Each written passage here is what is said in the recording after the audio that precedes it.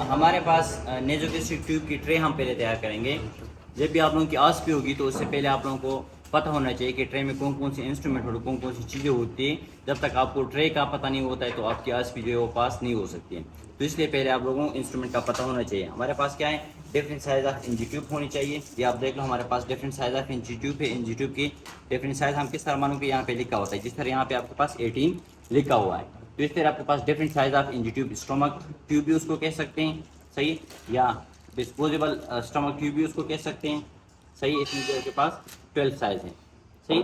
लेकिन साइज हम कलर की वजह से पहचानते हैं। ये आपके पास वाइट है तो वाइट आपके पास 12 साइज का है, ये आपके पास रेड है तो आपके पास 18 साइज का है। तो इसमें डिफरेंट साइज आपके पास होनी चाहिए।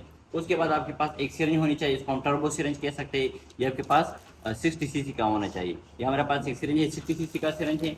उसके बाद आपके पास एक लुब्रिकेंट जेल होनी चाहिए। आपके पास जाइलोकेन जेल है तो ये आप लोग देख लो, सही है।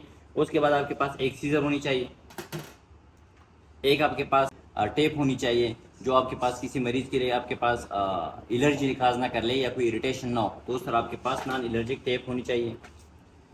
एक आपके पास टार्च होनी चाहिए। टार्च हम इसलिए यूज़ करते हैं क्योंकि हम हमारे पास जो नोस्ट्रल होते हैं उसकी हम पेटेंसी देखते हैं कि नोस्ट्रल के अंदर कोई ब्लैकेज वगैरह तो नहीं है, तो इसलिए हम क्या करते हैं, टार्च भी यूज़ करते हैं।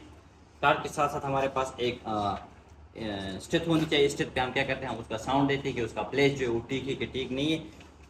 साथ में हमारे पास गैस पीस होनी चाहिए, गैस पीस होनी चाहिए, और साथ में हमारे पास स्टेराइल ग्लव्स होनी चाहिए। ये हमारे पास पूरा एक ट्रे होना चाहिए। इस ट्रे में हम ये सब चीज़ें रखते हैं और इस हिसाब से हम क्या करते हैं, ये प्रोसीजर हम आगे